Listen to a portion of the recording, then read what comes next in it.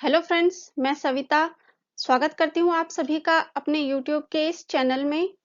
आज की वीडियो में मैं आपके लिए लेकर आई हूँ चैप्टर 4 हिस्ट्री क्लास 12th से रिलेटेड कुछ मल्टीपल चॉइस क्वेश्चंस। चैप्टर 4 विचारक, विश्वास और इमारतें। चलिए स्टार्ट करते हैं। पहला क्वेश्चन है, सांची का स्तूप स्थित है भोपाल के निकट, इंदौर के निकट, दिल्ली के निकट, आगरा के निकट। तो इसका सही आंसर है ऑप्शन ए, भोपाल के निकट, क्योंकि सांची का जो स्तूप है मध्य प्रदेश की राजधानी भोपाल के पास सांची कनखेड़ा गांव है, वहां पर स्थित है। नेक्स्ट क्वेश्चन, ऋग्वेद किस देवता की स्तुति का संग्रह है? अग्नि, इंद्र, सोम, उपरोक्त सभी। तो इसका राइट आंसर है ऑप्शन डी, क्योंकि ऋग्वेद में अग्नि, इंद्र, सोम तीनों ही देवताओं के बारे में बताया गया है, उनकी स्तुति का संग्रह है। अगला क्वेश्चन है, जैन धर्म के 24 महान शिक्षक क्या कहलाते हैं? पहला तीर्थकर, जातक, जैन, वर्धमान। तो इसका आंसर है ए, तीर्थकर। जैन धर्म के जो थिंकर्स थे उनको तीर्थकर बोला जाता था। निम्न महिला बौद्ध संघ की पहली भिक्षुणी बनी? ऑप्शन ए महाप्रजापति गौतमी, प्रभावती गुप्त, Dhanwati, बुधमिता।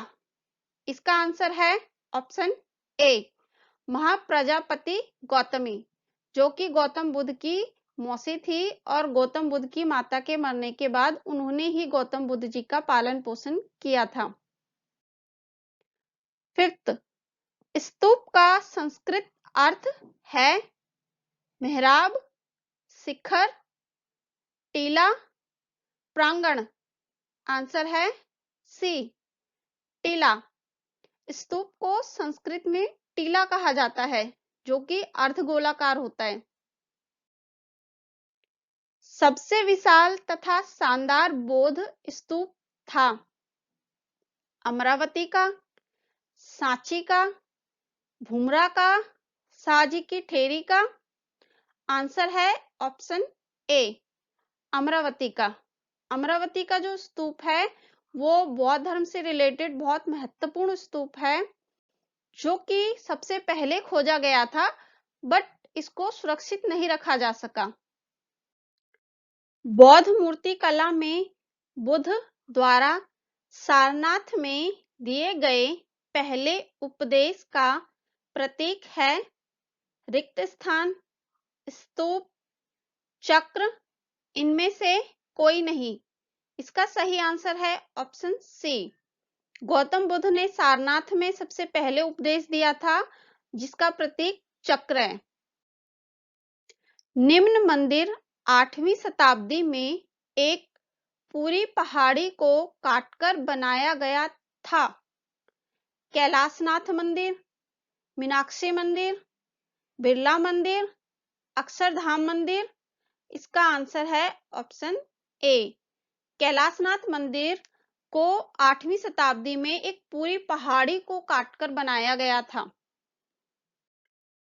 Fill in the blank. 9 question है, बुद्ध की उपमाता डैश संघ में आने वाली पहली भिक्षुणी बनी? इसका आंसर है महाप्रजापति गौतमी। महाप्रजापति गौतमी जी जो हैं बुद्ध की मौसी थी और वो उनकी पहली महिला शिष्या बनी थी।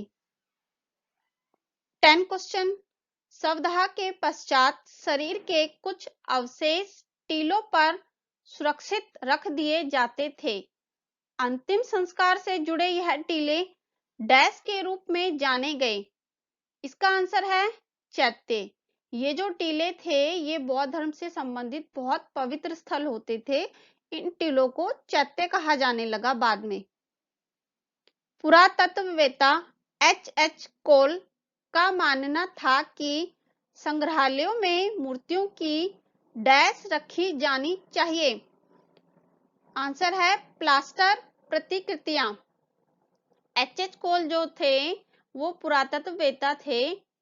उन्होंने अमरावती के स्तूप के साथ जो हुआ था उसमें अमरावती के स्तूप के जो भी मूर्तियां थी, प्रवेश द्वार थे, लोग उसके महत्व को समझ नहीं पाए थे और उसकी चीजों को उठाकर ले गए थे। प्रवेश द्वार हो गया, मूर्तियां हो गई।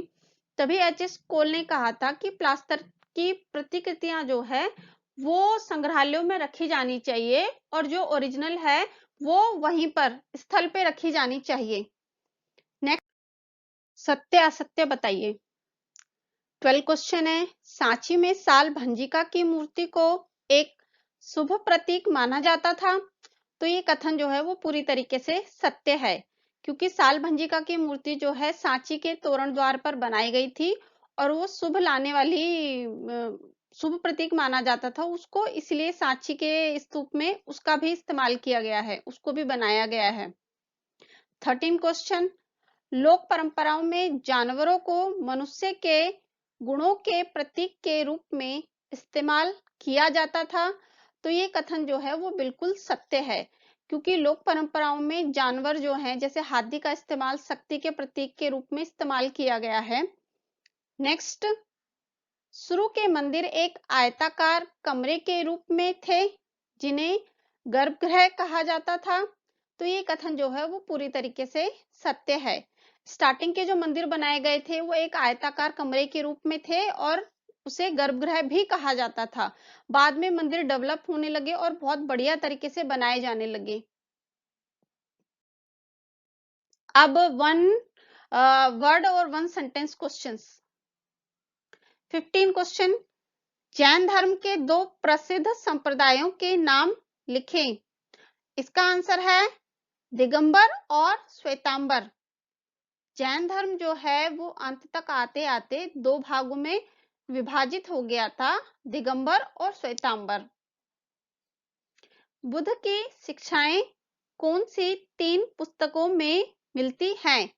आंसर है विनय पिटक, सूत पिटक, अभिधम्म पिटक। विनय पिटक जो है, विनय पिटक के अंदर बौद्ध धर्म को अपनाने वाले शिष्य जो थे उनके लिए भिक्षु भिक्षुणियों के लिए नियम बनाए गए थे। सूत पिटक के अंदर बौद्ध धर्म से रिलेटेड एजुकेशन थी और अभिधम्म पिटक जो है उसके अंदर बौद्ध धर्म से रिलेटेड कुछ दर्शन के विषय थे। बुद्ध को ज्ञान की प्राप्ति कहां पर हुई? आंसर है बोध गया, जो कि बिहार में है। बोध गया में एक पीपल वृक्ष के नीचे ज्ञान प्राप्त हुआ था उन्हें। भारत के 2 शासकों के नाम लिखें जिन्होंने बौद्ध मत का प्रचार किया। तो बुद्ध मत का जो प्रचार किया था वो अशोक और कनिष्क ने किया था। अशोक ने 3री शताब्दी ईसा पूर्व में 3rd सेंचुरी बीसी में और कनिष्क ने 1st सेंचुरी में किया था। नेक्स्ट है मैचिंग। कॉलम ए का कॉलम बी से मिलान करना है।